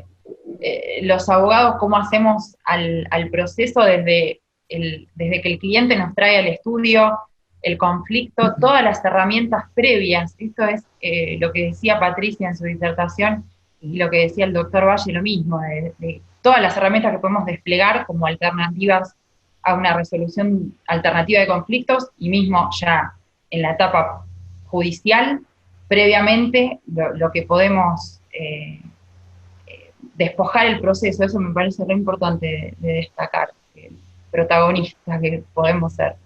Hay una parte que yo debo muchas, pero hay una que debo y es muy cara, y es que yo nunca estuve ejerciendo la profesión. Y es una falencia, y eso realmente se nota porque en esta ida y de vuelta, yo estoy esperando de ustedes la vuelta, porque a mí me interesa la postura del colega, que tiene que tratar con la parte que a lo mejor tuvo un accidente de tránsito y se quebró un dedo, y a lo mejor cree que con eso se salvó para el resto de su vida, y entonces hacerlo entrar en razones para que tome una oferta que le pueda hacer la aseguradora, que nunca son muy generosas, la verdad es esa, nunca son muy generosas, pero que todos sabemos que proyectado en el tiempo terminaba siendo conveniente. Yo no he visto, de verdad, no he visto ningún caso donde alguien haya ganado por el paso del tiempo siendo actor, siendo reclamante. Siempre el paso del tiempo ha perjudicado a aquel que está persiguiendo una indemnización. Eso es invariable, Pero bueno, insisto, a veces me imagino que ustedes deben tener una posición muy difícil frente al cliente que por ahí tiene pretensiones desmedidas, o escuchó al cuñado que tiene un amigo que tuvo una cosa parecida y que le dieron $1 millón. Sí, yo le llamo el factor televisivo. Vienen con la idea de, sin desmerecer, digo, con real, con todo, como el circo, no, a cosas que no tienen que ver con la realidad de lo que es un proceso judicial y lo que significa el paso del tiempo y trabajar un problema dentro de lo que es la justicia, ¿no? Sí, la función principal del sistema, o sea, el sistema, ustedes son actores de ese sistema, son efectores de ese sistema, igual que yo, y la función principal es resolver un problema, ¿sí? La resolución, cuanto más pronta es más efectiva, esa es la verdad. Si es autocomposición, creo que es la mejor solución a todas las posibles que se puedan plantear. Pero me parece que la autocomposición es algo que produce efectos muy beneficiosos no solamente para las partes, sino también para el abogado. El abogado en general huye de la conversación sobre este tema porque, bueno, en fin, le da un cierto resquemor, pero el honorario tiene carácter alimentario. El abogado vive de sus honorarios. Cuanto antes lo perciba, mejor todavía. Es decir, no estamos buscando que el abogado cobre antes. Decimos que una consecuencia del fin principal, que es resolver un conflicto, es que el abogado cobre antes. Una consecuencia no buscada, pero que, a ver, insisto, nadie pierde. En esto nadie pierde, por eso es necesario echar mano a distintas herramientas que permitan darle una vuelta de tuerca para lograr la autocomposición. Hablábamos esto al principio, cuando empecé a hablar, dije que no quería hablarles de la ley mucho, porque la ley la pueden buscar en cualquier lado. Un poco aprovechar esta instancia de la autocomposición y hablar un poquito de la naturaleza jurídica, porque la diferencia con el proceso judicial y la diferencia de todo lo que podemos aprovechar en un proceso de mediación, que no necesariamente tenemos que llegar a un acuerdo, porque a lo mejor no es el momento, porque a lo mejor no están los recursos, pero transitar ese camino y aprovecharlo desde ese punto de vista, con una naturaleza jurídica distinta, y conceptualmente actuar en forma distinta de cómo se actúa en el proceso judicial, para encontrar esa llave, y a lo mejor después le ponemos el moño jurídico, o a lo mejor después entablamos el proceso, pero lo aprovechamos estratégicamente de una manera diferente en ese tránsito anterior, que requiere una preparación, requiere poder prepararse junto con el cliente de lo que quiere más allá del derecho. Porque, como bien decías, a veces la sentencia se reduce a un cuadrito, porque justamente no nos dejaron trabajar otra cosa y salió el resultado de acuerdo a la norma estricta. Y a veces no se puede ni ejecutar, ni entre los recursos que vos decías del desgaste, también nosotros tenemos muy en cuenta el desgaste emocional y la conveniencia emocional. Yo siempre pongo en mis clases el ejemplo de tengo un pagaré firmado por mi cuñado. Tengo toda la posibilidad de ejecutarlo, está en forma, no es discutible, es absolutamente un título perfecto, todo, pero si yo ejecuto el pagaré a mi cuñado, me juego la Navidad, la relación con mi hermana, y sin embargo tengo todo para hacerlo. Sí, coincido, Patricia. Pero a veces, si yo lo trabajo desde otro punto de vista, en la autocomposición, puedo desmenuzar ese conflicto en cuanto a tiempo, posibilidades, recursos, formas de pago, distintas cuestiones, y puedo atender también esa emocionalidad, y lo pongo como chiste todo esto, pero la verdad que en muchos casos es cierto. Eso trasladado a lo macro, en cuanto a la lealtad comercial, a la trayectoria negocial, a montones de cosas, hace que a veces tenga todo para ejecutar esa sentencia, pero que moral o emocionalmente no sería conveniente hacerlo. Y eso en un proceso de autocomposición lo puedo trabajar. Sin dudas, sí. Igual hay que tener un timing en el proceso de autocomposición, y sin dudas, yo coincido 100% con lo que decís. Incluso el cuñado es una institución sobre la cual podemos dar una charla aparte, ¿no? de muchas horas, pero bueno. Volviendo al tema, mi planteo de autocomposición siempre está limitado a lo indemnizatorio propiamente jurídico y ajeno a las causas particulares, especiales y vinculadas a los afectos. ¿Por qué lo digo? Porque también hay un timing para ese tipo de causas. Yo les cuento una de las que me pasó.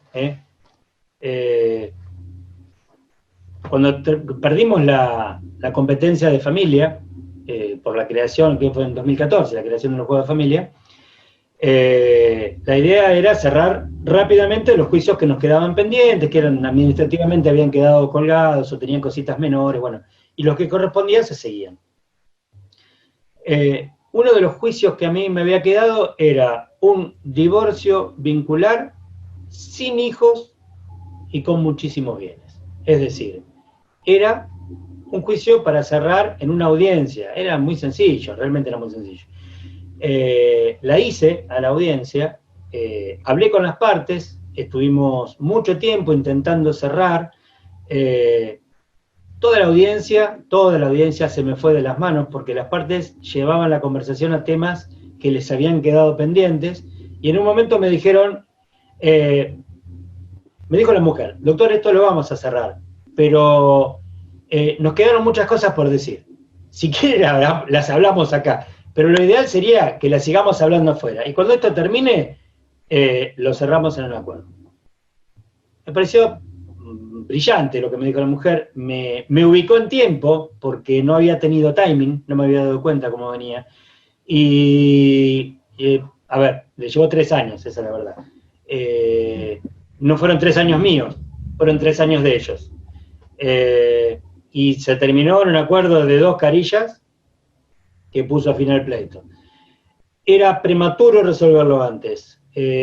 Jurídicamente era perfecto, cerraba por todos lados, no había obstáculos más allá de los obstáculos afectivos.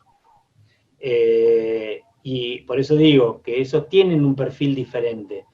El cliente que viene al estudio porque tuvo un accidente de tránsito, sabemos lo que quiere la contraria, sabemos lo que quiere la aseguradora, sabemos lo que va a decir el juez cuando lleguemos, más o menos lo intuimos. Ahora, hay conflictos que tienen tintes distintos, especiales, que hacen que, por ejemplo, un cliente vaya al estudio y diga, miren, a mí no me importa si me va a quedar algo, lo que yo quiero es que esa se quede en la calle, no me importa si lo queda todo usted, doctor, que se lo queden los abogados, que se lo quede, pero no quiero que le quede, bueno, esa persona, y existen, ustedes saben que existen, sí. Le pueden poner las caras que quieran, pero existen, esa persona no está en condiciones de formar parte de ningún acuerdo, y nosotros tenemos que tener el timing para decir, quédese tranquila señora, ya lo vamos a resolver, y dejaremos que el tiempo cure ese tipo de cuestiones. Ahora, a las que yo me refiero son totalmente diferentes. Se resuelven de un día para el otro.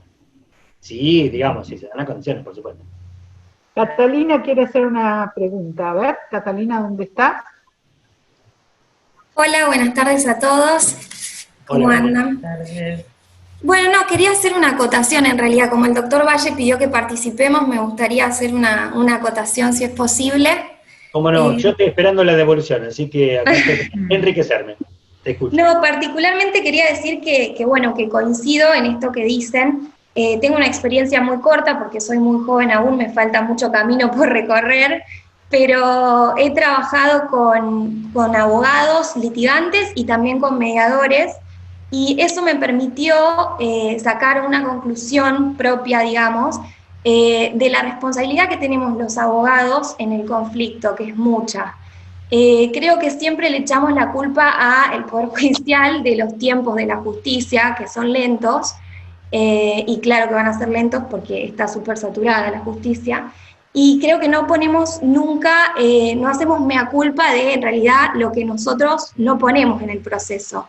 El hecho de poder distinguir justamente, como decían, qué conflicto sí es mediable y qué conflicto realmente no se puede mediar y necesita sí o sí llegar a un tribunal. Creo que tener la capacidad de poder diferenciar eso y de poder tal vez resolver un conflicto por otro método alternativo que no sea el juicio, puede ayudarnos no solo a descongestionar la justicia, sino también a veces a encontrar una solución mucho más óptima para las partes, porque muchas veces pasa que las partes vienen con lo que se llama posición, ¿no? Con una postura planteando un conflicto, y si uno lo trabaja a veces en mediación puede darse cuenta de que en realidad va mucho más allá y no se trata de lo que están planteando, sino que hay un interés o una necesidad dentro de eso que plantean que en realidad no se resuelve con una sentencia. Entonces, esa capacidad y esa responsabilidad que tenemos nosotros también como abogados de poder darnos cuenta de eso, me parece que es muy importante, y que eso va muy ligado también a la formación que tenemos, ¿no? Que en las escuelas de Derecho nos enseñan a litigar y rara vez nos enseñan sobre métodos alternativos, y si nos enseñan es muy poco, y me parece que todos deberíamos tener una formación básica en métodos alternativos, no solo para solucionar conflictos, sino para que las negociaciones sean más colaborativas, de que nos saquemos el chip ese confrontativo que tenemos, de que todo tiene que ser peleando, pero bueno, espero que algún día eso pueda llegar a lograrse, tengo la esperanza, pero sinceramente sé que hoy en día las cosas son diferentes. Sí, a ver, cuando un pleito se demora 4 años en llegar a sentencia, uno puede encontrar responsabilidad en el abogado de la actora, en el juez, en los cambios de jueces que hubo. Ahora, cuando tiene 10 años, es responsabilidad de todos. Nadie puede decir, no, fue el abogado que... No, bueno, sí, pero el tribunal tiene 1000 herramientas para instar y demás. No, ahora, obviamente, eso sí. Es tal cual. Respecto a las herramientas, yo creo que la mayor falencia en la formación que estamos teniendo, no sé si se puede encontrar una razón, pero me parece que una cosa que tiene mucho peso en esto es la falta de sistematización de lo que es la composición de conflictos a través de métodos alternativos. Si estuviera sistematizado, la universidad con gusto lo enseñaría. El tema es que no está sistematizado. Y esto está basado exclusivamente en la experiencia. Está basado en la experiencia, está basado en un montón de cuestiones que son a veces muy difíciles de explicar, porque no siempre funcionan de la misma manera. Por eso la falta de sistematización. Muchos juicios se arreglan con la participación del juez. Y en realidad el juez lo único que dijo fue repetir como un loro lo que dijo el mediador. ¿Y por qué con el mediador no arreglaron y con el juez sí? Y bueno, porque es otra cosa, porque hablarlo con el juez los dejó satisfechos, porque dijeron, porque le dijo al juez, no, porque yo le dije al juez que esto que habían hecho era una barbaridad. Y después, después acepté el acuerdo. Pero uno se va con la tranquilidad de haber podido hablar frente a una institución. Eso no lo podemos enseñar, eso no se puede aprender. Eso lo da la experiencia y nada más. Nos hace juntar bronca a los secretarios, que yo fui secretario 13 años y tenía un juicio recontra arreglado, pero no me lo cerraban hasta que no hablaban con el juez. Hablaban con el juez 5 minutos y salían con la solución. y no lo entendía, sigo sin entenderlo, pero bueno, tal vez llegado el caso yo haría lo mismo como parte, ¿no? Pero sí, el Imperium. Sí, el Imperium, o el decirle después al cuñado ese domingo que se juntan a comer, no, y yo le dije al juez, ¿viste? ¿Y qué te dijo? No me dijo nada. pero se lo dije. Y digamos que eso por ahí es una de las cosas que es imposible de sistematizar. Los estados de ánimo que provoca el llegar a la jurisdicción, la incomodidad que es para la parte llegar a la jurisdicción, a litigar y demás, es otro de los motivos por los cuales es interesante y es imperioso hacer breve a los pleitos. Sí, ¿alguna otra? ¿Alguien más?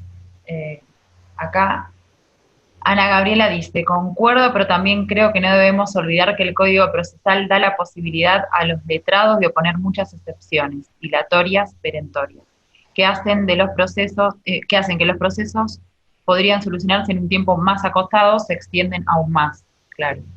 Es cierto, Ana, el tema es que, volviendo al ejemplo de la oralidad, que yo creo que en definitiva la oralidad va a ser una realidad que se va a imponer en todos los procesos como forma obligatoria de litigar y en un breve plazo, este tipo de cuestiones desaparecen. no hay excepciones, bueno, las dilatorias son excepciones que no llevan mucho tiempo, y la verdad no se sostienen en los procesos de oralidad. Se resuelve todo muy rápido. Los problemas en oralidad han sido otros. Los problemas en oralidad han sido que la sustanciación lleva demasiado tiempo. Los jueces de oralidad no controlamos los tiempos de la sustanciación, los tiempos en que lleve la contestación de demanda, de la reconvención y de todo lo que significa fundar el pleito. Desde mi punto de vista, los jueces no tienen que participar, no tienen que interrumpir y no tienen que tener más allá de la necesaria una injerencia. ¿Por qué? Porque me parece que es el desarrollo pleno del derecho que se reclama y es el desarrollo pleno del ejercicio de defensa en juicio. Entonces, apurar con intimaciones, con caducidades, con lo que puede hacer es entorpecer el desarrollo de esas defensas o del ejercicio de esos derechos, y por otro lado también puede interrumpir cuestiones conciliatorias, que a veces llevan más tiempo del que uno cree que pueden llevar. Por todas esas razones, yo no participo de la idea de intervenir en esa etapa. Vencida esa etapa y cuando se celebró la audiencia preliminar, a partir de ahí sí, yo creo que el juzgado tiene que cargarse el juicio al hombro y nunca puede pasar desde la preliminar más de 6 meses sin que tenga sentencia. Esa es mi mirada. Ahora, si estuvo 4 meses en sustanciación, lleva 4 meses, 4 meses de sustanciación más 6 que lleva el resto, o 4 años de sustanciación más 6 meses que llevaría el resto. Es decir, eso es muy aleatorio, pero en esa parte yo no comparto la idea de algunos colegas que desde que ingresa el pleito lo empuja a la sentencia. ¿Algún otro colega? ¿Alguien más? ¿Alguna inquietud para compartirnos? No. Están callados. Están callados. Están dormidos. Para mí se durmieron. Sí, no sé qué pasa. Sí. Han dejado fotos y se fueron. Sí, acá dice Ana Gabriela si puede abrir el micrófono. Bienvenida, Ana. Sí, acá la estamos esperando. Hola. Hola. Ahí está. Buenas tardes. ¿Qué tal? ¿Cómo están? Buenas tardes. Buenas tardes.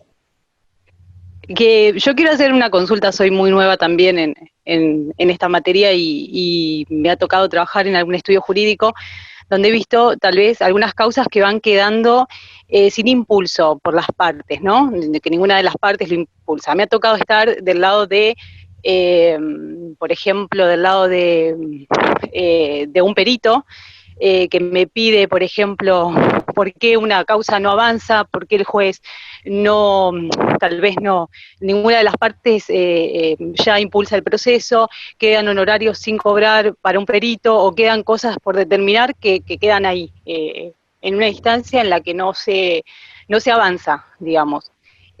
¿Por qué suceden estas cosas? ¿Por qué, digamos, las partes en algún momento no impulsan más el proceso, pero tampoco, yo veo, o yo lo he visto en algún expediente, que tampoco el juez intima a las partes a darle impulso a ese proceso?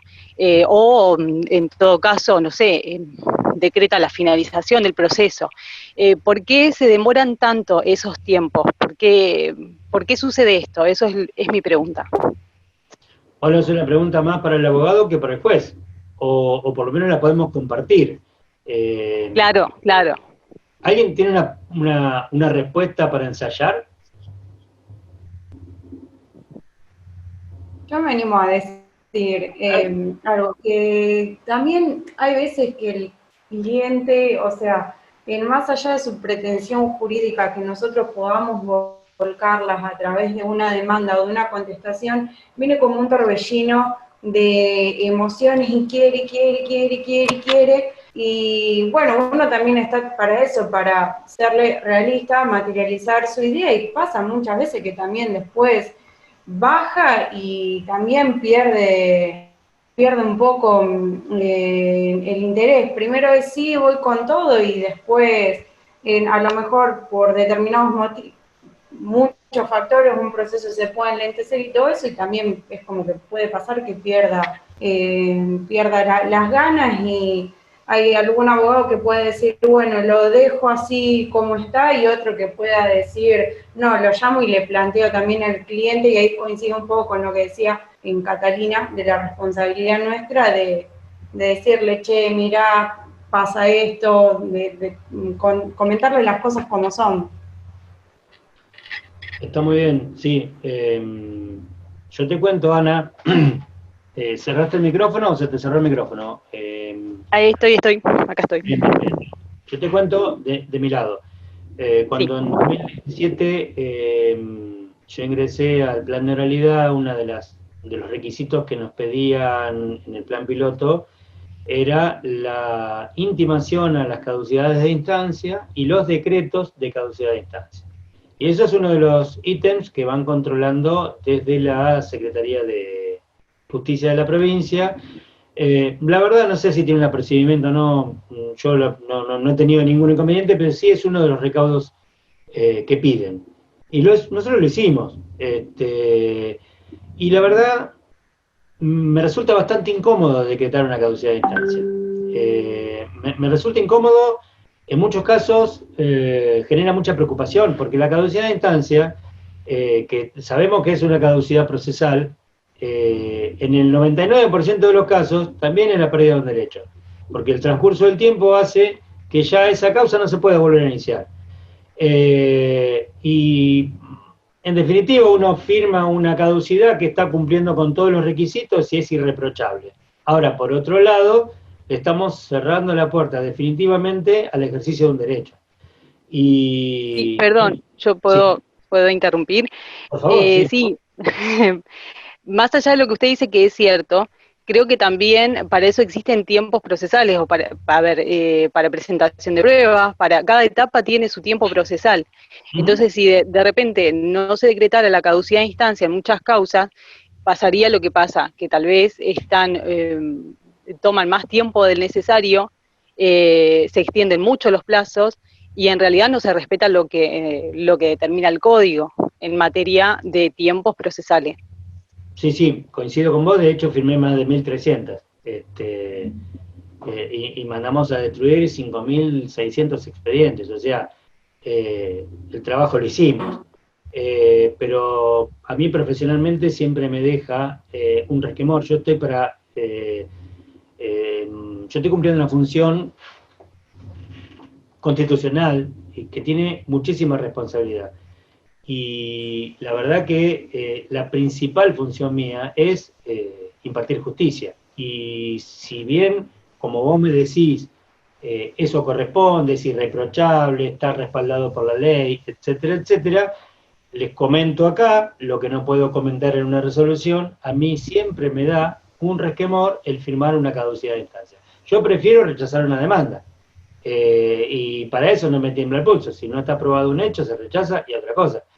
Pero la caducidad de instancia es un poco, insisto, es un poco esto. Ahora, no dejo de reconocer que muchas demandas son aventuras y que, bueno, frente a la contestación de esa demanda, no hubo posibilidad de reconvención, ni muchísimo menos de prosperar con el proceso, porque sabían que el resultado era imposible de que sea exitoso. Entonces, ¿qué hacen? Lo abandonan. Esa es una de las respuestas. La otra es, frente a la contestación de demanda, surgió un acuerdo, y ese acuerdo no se homologó porque tiene otro costo homologar un acuerdo, y en consecuencia lo documentaron en forma privada para que el día de mañana y después nunca más. Todas esas son respuestas que me permitieron firmar las caducidades con un poco menos de culpa, pero no digo que todas sean así, ¿no? Muchas gracias, doctor. No, por favor. Y al final no sé si te contesté, Carolina, porque me puse a hablar A mí no, sí, la verdad comparto muchas de las cosas que está comentando usted, también de lo que dijo Ana y también de lo que dijo Catarina. Creo que es verdad que hay un montón de cosas a nivel judicial por mejorar y que somos, o sea, lo judicial no es que es solo el Poder Judicial, somos muchos los componentes y creo que todos tenemos algo que aportar, algo que mejorar y también me quedo con algo que dijo, que si por ejemplo un juicio se dilata 10 años, no es responsabilidad del Poder Judicial, no es responsabilidad de la parte, no es responsabilidad en sí del abogado, sino que hay ahí algo que falló entre todos los componentes y que nada, siempre hay que tomar esas cuestiones en pos de mejorar. Alguna herramienta no pusimos en práctica si se dilata tanto un proceso, teniendo a la mano mucho.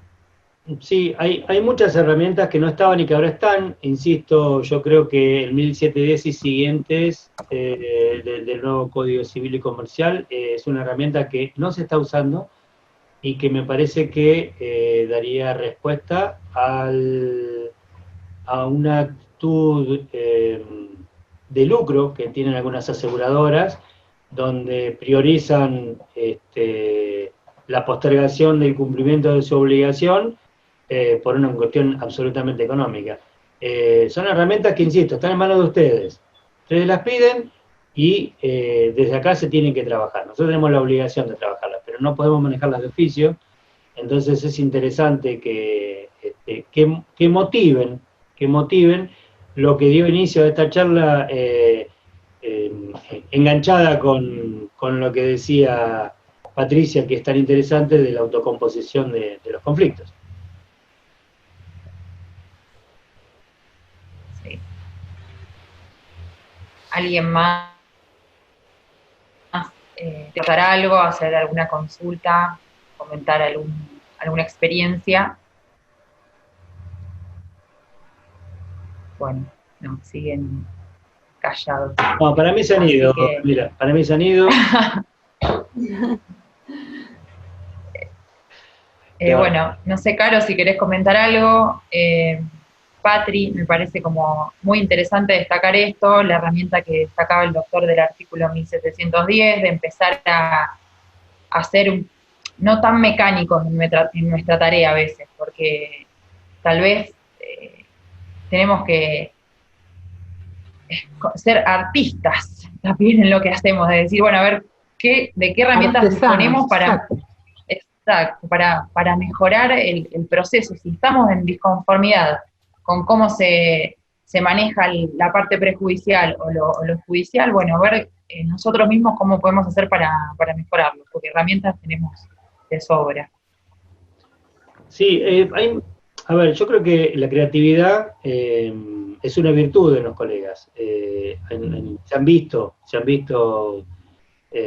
realmente, se han lucido con actitudes creativas. Estos tiempos de urgencias por ahí no nos dejan ver este tipo de cosas. Y bueno, estos espacios de charla, de conversación, estos conversatorios que nacen a partir de la idea de esta comisión y del colegio de abogados que las propicia, sirven para esto, sirven para salir un poco de la rutina y empezar a ver las cosas de otra manera, a ver si podemos entre todos encontrar herramientas y soluciones a cuestiones que todos los días se nos van planteando y que no las vemos porque la vorágine del trabajo diario no nos permite. Claro, nutrir el foro, que esto es ni de vuelta constante, entonces eso hace a la mejora, sin duda. Hoy en día, con los medios electrónicos, y bueno, si algo positivo tuvo esta pandemia, es por ahí el poder perfeccionar un poco todos estos medios y simplificar los procesos, que yo estoy segura que llegaron para quedarse, más allá de que se levanten las medidas sanitarias, y la profesión hoy en día nos exige este modo, es decir, de crear. Fíjense que tanto el Código Civil como, bueno, en este caso la reforma de la ley de mediación, dejan mucho librado a la sana crítica, la creatividad de las partes. Es decir, el Código de Vélez era como más pautadito, cada cosa estaba pautada de alguna manera. Todas las leyes y el ejercicio, los que llevamos muchos años de ejercicio de la profesión, nos encontramos que la ley te decía todo, esto era de tal manera, esto era tal o cual requisito. A partir de las siguientes reformas, las cosas tienen esa libertad para poder crear. Y de hecho me parece que es la tendencia hacia donde va nuestra profesión. No solamente con estas normas, con el Código Civil, con la mediación, sino también con las nuevas incumbencias profesionales. Hoy tenemos distintas incumbencias profesionales que tienen que ver con la creatividad de todo esto. Estamos hablando de redes sociales, estamos hablando de comercio internacional, estamos hablando de un montón de cosas que tienen que ver con la creatividad. Y me parece que la tendencia de toda la legislación últimamente tiene un poco que ver con eso. Fíjate que cuando se sanciona el nuevo Código Civil, estábamos muchos muy desorientados porque íbamos a buscar el artículo anterior que se había reformado y no lo encontrábamos. ¿Por qué? Porque muchas de esas cosas se habían puesto un poco librado a donde emergiera una necesidad, donde fueran haciendo un derecho de todo, de la vida cotidiana y de las cosas de todos los días y que realmente nos sirvan.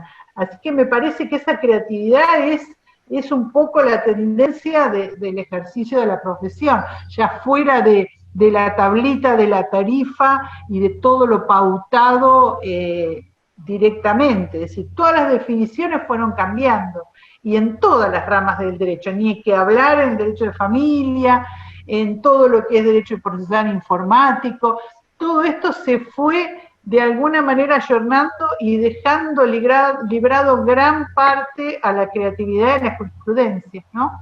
Sin duda, y fíjate que tuviste un código desde 1870 hasta el 2015 vigente y con plena vigencia y con mucha actualidad, y el de 2015 no está dando respuesta a la problemática que surge en esta pandemia.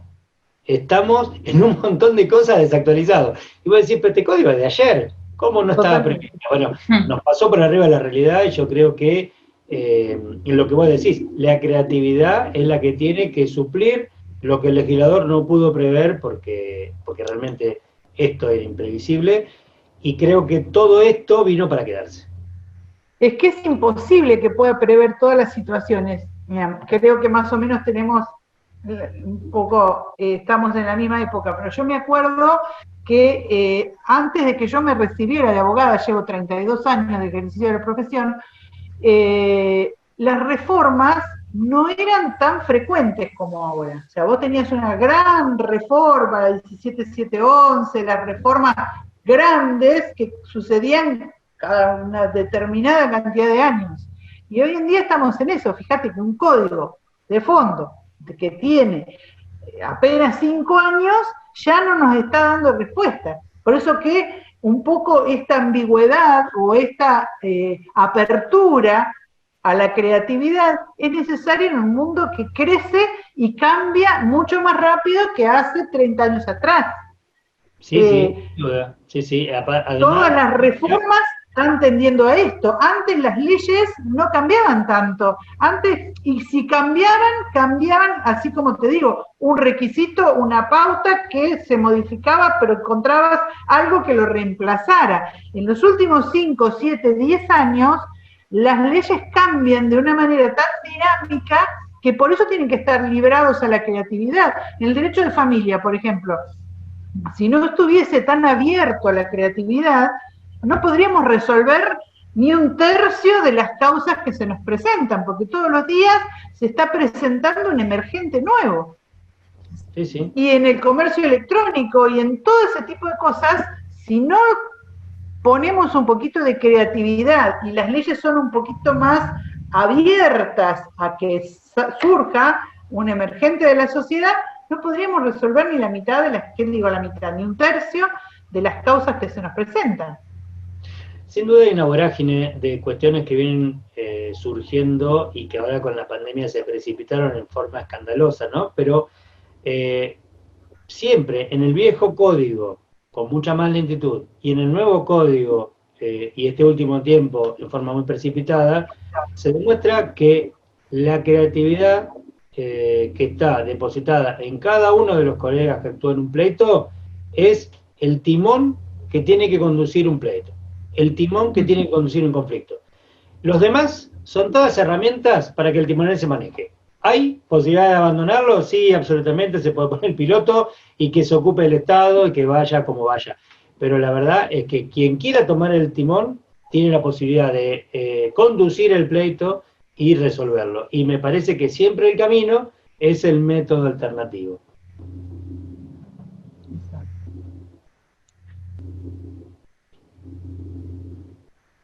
Sí.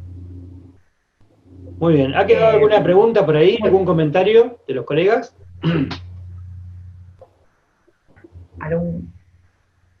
Acá Catalina dice, creo que eso también va ligado a que el derecho es una ciencia social que necesita de creatividad y actualización constante, porque la sociedad misma se actualiza y cambia constantemente, claro, en línea con lo que venimos intercambiando, es eso. Sí.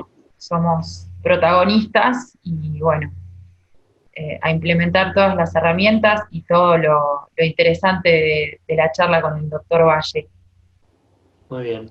Y sobre todo animarnos a hacerlo, y bueno, y ver cuáles son las consecuencias, digamos, o sea, cuál sería el valor del status quo, en cierta medida, evaluar cuál sería el valor del status quo, es decir, ¿me conviene, no me conviene? ¿Cuáles serían las consecuencias de quedarme inerte sin intentar esta solución? Está muy bien. Está muy bien, hay que analizarlo, hay que moverse, hay que ser proactivo. Me parece que está depositado en nosotros la acción. Así que creo que es tiempo de experimentar y tiempo de empujar. Son todos temas muy interesantes, son todos temas muy lindos para charlar, dan muchísima tela para cortar. Pero en líneas generales creo que nos queda como idea también que tenemos en nosotros la posibilidad de ser dinámicos y creativos en la resolución de conflictos. Bueno, los agradecimientos empiezan a aparecer en el chat, así que muchas gracias, tanto Patricia como doctor Valle, por darnos esta disertación tan interesante, nutrida. Me encantó el intercambio, eso es ver las dos posturas, no digo las dos posturas, sino, bueno, estamos de este lado como patrocinantes y por parte del Poder Judicial también, cuáles son los comentarios que tienen para hacernos. Yo me llevo mucho, la etapa de la mediación también, lo importante y lo protagonistas que también podemos ser en lo que es un proceso de mediación. Así que muchas gracias, un placer contar con la disertación de los dos.